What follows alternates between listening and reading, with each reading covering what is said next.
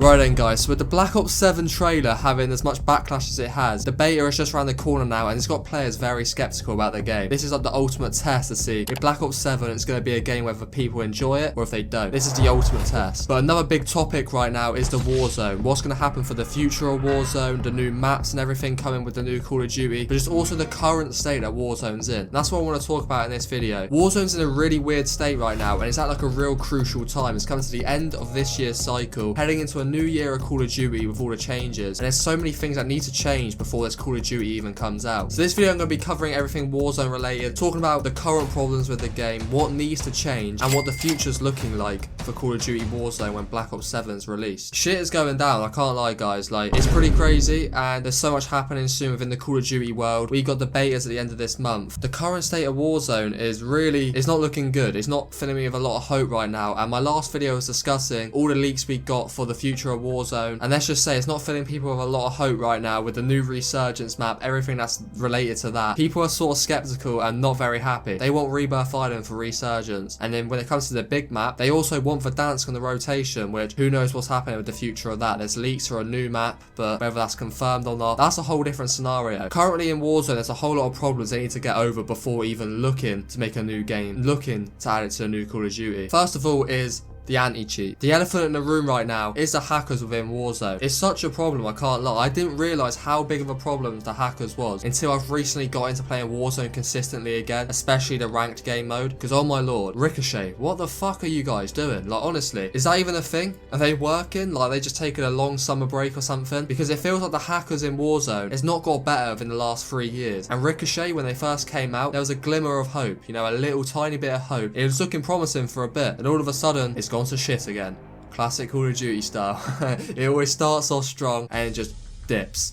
Everything starts slacking. They take an extended Christmas break. Then it goes into a new year. They take a bloody massive Easter break. Then the summer break. That's what it feels like because they never seem to be doing their job. The Ricochet anti-cheat is shit. Like, to put it nicely, there's nothing good about it, and it's barely doing anything. I'll say the only good sides with the Ricochet anti-cheat, it's not stopping the hackers. That's a whole different situation. But when you start actually reporting the hackers, when people start spam reporting, that's when they come in clutch. Throughout a game, if you're lucky, that hacker may get kicked. They're already on a 30 kill streak. They've already wiped out the entire lobby. And if they haven't already won the game by the time they get banned, it's too late anyway. Jumping into my personal experience right now. I've been consistently playing ranked for about 2 to 3 weeks again, ever since like the teaser trailer for Black Ops 7 comes out. It's got me hyped and getting back into COD. Let's just say the last few weeks of COD, how my ranked experience has gone. Hackers, especially on ranked. And how the Ricochet anti-cheats reacted to that? Sometimes throughout the game, as soon as I see a hacker, either nothing happens, but if some people start spam reporting, sometimes if you're lucky, and I think this is probably maybe 1 in 5 times, they may get banned mid-game. But usually I look at them, I'm spectating, so they've already wiped my team, and boom, they're already on 25 kills from the get-go. It's blatant they're cheating, and it's still taken 3/4 of a game, or probably I would say 10 to 15 people spam reporting it for them to actually kick them. It doesn't need to get to that point. If this efficient anti-cheat was actually working, surely it'd prevent the hackers from the get-go. Surely it wouldn't even let them enter the lobbies, and it'd be banning them straight away. The fact that some of these accounts are like prestiged even is a madness. They're high levels, some of them are even prestige master, or you know what, they stay level 55, and they've got to that high level without getting banned. So that says it all. And I think for Warzone you have to reach level 55, so okay, they're probably not hacking until rank 55. But some of these like prestige 2, 3, 4, you know, so on, they're too high levels for them to not be caught out sooner. And you're watching these people, especially in ranked, which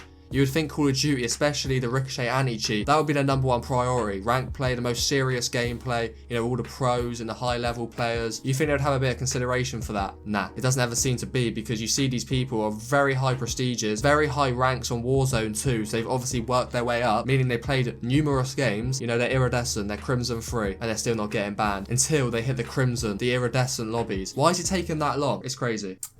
That's the only way I'm getting through games is by refreshing myself, and I only drink water too. You're going to pull me to the Red Bulls and Monsters, mate, and I've never even had an energy drink. But that's what anti-cheats do to you. That's what Warzone's doing to us. It's crazy times. I mean, the World Series of Warzone, the $1 million event that happened like, what, 1-2 months ago now? Probably the biggest tournament we've ever had for Warzone. If you look back on gameplays from Swag, Adrian, Biffle, all the top pros, they were dying to hackers. It was blatant. Like, these people were hacking, they were getting banned mid-game. Like, there are hackers being allowed into this World Series of Warzone tournament. You would think they'd be on it that weekend. You'd think for a specific tournament that's arranged, you know, Call of Duty are in on it, it's all the pros, there's a massive grand prize, so it's serious, you would think they'd be onto it that weekend. You would think, you know what, we're going to make sure that lobby's actually legit, isn't full of hackers, isn't full of cheaters, and it's happening in a World Series of Warzone, probably the biggest thing the game can ever have, with a $1 million grand prize. You'd think they'd be on it, but nah. Call of Duty never seemed to fail me or the community. When the most important moments happen, the most important scenarios the game's ever had, there's still cheaters somehow slipping into those lobbies, and not one, not two, a fair amount of cheaters. Don't even get me started on top 250s. Just look at the leaderboards right now. Multiplayer's actually got, I would say, obviously there's problems with multiplayer too. Black Ops 6 isn't perfect, there's still their fair share of hackers, but then once again it comes back to Ricochet. Warzone is just, it's been bad for years, it's never getting better by the looks of it. Whereas the multiplayer you can sort of forgive a little bit,